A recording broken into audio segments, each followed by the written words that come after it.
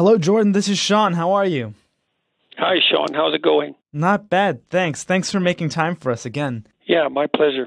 I guess you've gone through a bit of a transformation recently, I think, from being, a psychologist at the University of Toronto to being sort of a celebrated author and a celebrity and someone who has a huge following online. I wonder just briefly if you could tell me a bit about how that transition has been for you. Well, it's gone from rocky to quite good. I mean, initially, when I made my first videos, it was rocky because my job was at risk and perhaps my practice as a clinician as well. But as this has progressed over the last year and a half, it's become increasingly positive. And I think the reason for that is because what I'm saying is being listened to by lots of people, and it's not fundamentally a political message. Justin Trudeau once tweeted out earlier this year, "It's incredibly inspiring and motivating to see so many people come out to support women's rights. We see you, we hear you, and Maryam Monsef and our government will keep fighting for gender equality in Canada. Hashtag Women's March 2018. Your response to that tweet was, "Is that the murderous equity doctrine, Justin Trudeau? Do you understand where that leads? Yeah. Or do you think you'll do it differently?" Sure. My question is, sometimes I read things you write and they seem to incite the sort of toxicity we see on the internet that you seem on some level to want to avoid. You seem to want people to live their best possible lives. And then when I see tweets like that or hear some of the speech you use sometimes, it feels opposed to that self-betterment. I think that's because, with all due respect, that you fail to understand the danger of the equity doctrine. Look at it this way. In the 20th century, we saw mass murders take place on the right and the left. And we have some sense of when the right goes too far. Now, we know perfectly well that in the 20th century on the left, about 100 million people were killed in the name of political repression. But we don't have any clear guidelines for deciding when people on the left go too far, although clearly they can go far. And my study of totalitarianism, both on the right and the left, has indicated that the left go too far when they start to push equity doctrines. And so you might think that all that Trudeau's doing is trying to be nice to women, but I see something far darker underneath that. And with all due respect, I suspect I'm more informed about that particular element of history than you are. That might be fair, but I feel like with all due respect, you might incite more hateful feelings on the internet than I do too. It's possible, but I would also take issue with that. I think that the bulk consequence of what I've done so far is that I've convinced thousands of young men to stay away from the alt-right, for example, and move them much more towards an individual sovereignty and liberal position. I want to talk about oppression for a moment, if you don't mind. Sure. I'm going to play a little clip here from one of your lectures so that we're really grounded in what you said. You're oppressed, you're oppressed, you're oppressed, you're oppressed. God only knows why. Maybe you're too short, or you're not as beautiful as you could be, or, your grandparent was a serf, likely, because almost everybody's great-grandparent was. It's like, and you're not as smart as you could be, and you have a sick relative, and you have your own physical problems, and it's like, frankly, you're a mess. And you're oppressed in every possible way, including your ancestry and your biology. And the entire sum of human history has conspired to produce victimized you with all your individual pathological problems. It's like, yes, true. Do you ever worry that saying something like that might create a false equivalency between different kinds of oppression? No, because I'm not willing to view the world through the oppression identity politics lens. And I think the fact that we do that virtually reflexively now is extraordinarily dangerous.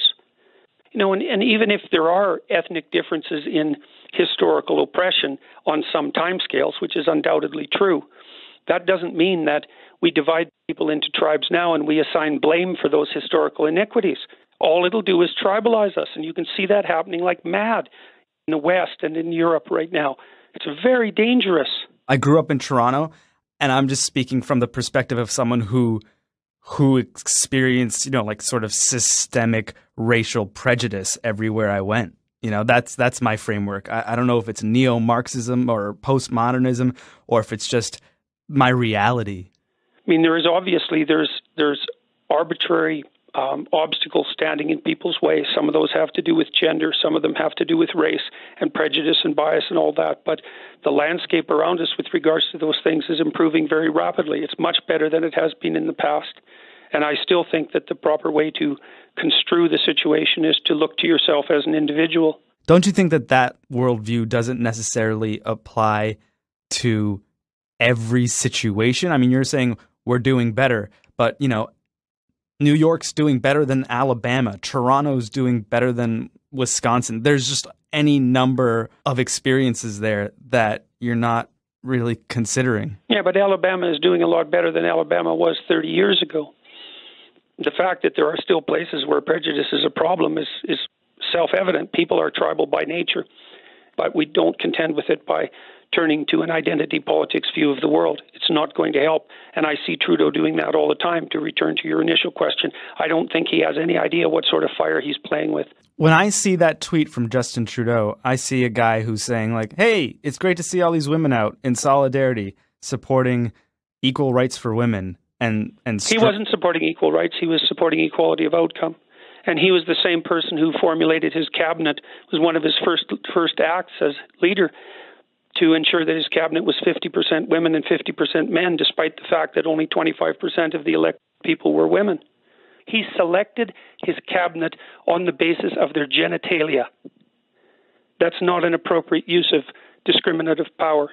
It's not the way you select competent people. But Jordan, haven't men been selecting cabinets based on genitalia for like centuries? No, I think that's an insane way of looking at the world. I really do believe that. You know, you really think that the right way to look at the world, the entire history of the world, that was up until we became enlightened in like the year 2000, what men were primarily doing was oppressing women. I don't think women were even allowed to be in these rooms for much of the entire history of the world. You accept this oppression narrative without question. You know, 120 I years ago, I don't accept anything without question. I'm just telling you a fact. That's not a fact. Yes, it is. No, it's not. Women were expected to stay home and take care of the kids and cook a meal. Women didn't have reliable birth control until 1960. You know, don't you think that played a role? Don't you think the fact that they didn't have reliable care for their blaming women for not being allowed to lead countries, to lead nations? Because they didn't were allowed to lead nations. There were queens in many countries. I think you have no idea how much this oppression narrative has saturated your thinking. Even though it's self-evident that what happened for most of human history was that men and women were terribly oppressed by the conditions of nature and not by each other. Do you think, is it not true that in the United States and Canada at least, women weren't allowed to vote until much later than men? They weren't allowed to hold elected... What's your point? Do you think that was merely a consequence of men's oppression of women? You think that's the only causal factor at play? No, I mean, my point is that to see Justin Trudeau say, I'm going to make a point of appointing a cabinet that's equally male and female might just be Justin Trudeau saying, like, wouldn't it be nice to have women in the room? Yeah, it might be, but it might be his absolute naivety and his swallowing of the victimization narrative and his inability to properly formulate a cabinet because he didn't want to do the difficult decision-making and would rather look good on a virtue signaling basis, too. I agree. So you can have your viewpoint of it, and I can have mine. We'll see how it plays out. I'm a person of color. I went to college with a white man. We shared a bedroom. We were very close. We were roommates, and you know he had a pretty tough childhood, and he would often lament that the university we went to considered a person of color's story more compelling than his. And I would sometimes find it difficult to have that conversation with him because I too felt like a person of color's story in a country that, you know, practiced slavery for a very long time was pretty compelling. What percentage of Eastern Europeans were serfs before 1880? I don't have that information with me right now. Right. Well, it's a relevant piece of information if you're going to talk about historical inequality. I mean, like I said, the past is absolutely dreadful, and most people lived under absolutely brutal conditions. Are you kind of saying like everyone's been a slave at some point? Well, read your history and find out. That isn't what I'm saying. That's how it was. It just feels like a little slippery because then everyone's always on the same playing field, and that's just not the reality of our society. your theory, but it's not mine. There's some systemic bias in favor of the majority in all countries, and that accounts for a proportion of people's failure and success, but it certainly doesn't account for all of it. And yes, the farther back you look in history, the more terrible you find people's situations to be. And if you're going to bring all that forward into the future in the form of guilt, there's going to be real hell to pay. Okay, well, thanks again for making time for Today Explained today, Jordan. No problem. I hope we didn't just, butt heads the whole time. I don't think so. Yeah. These aren't straightforward issues, and they're going to cause some heat and noise when they're ironed out. Conversations don't have to be easy to be worthwhile.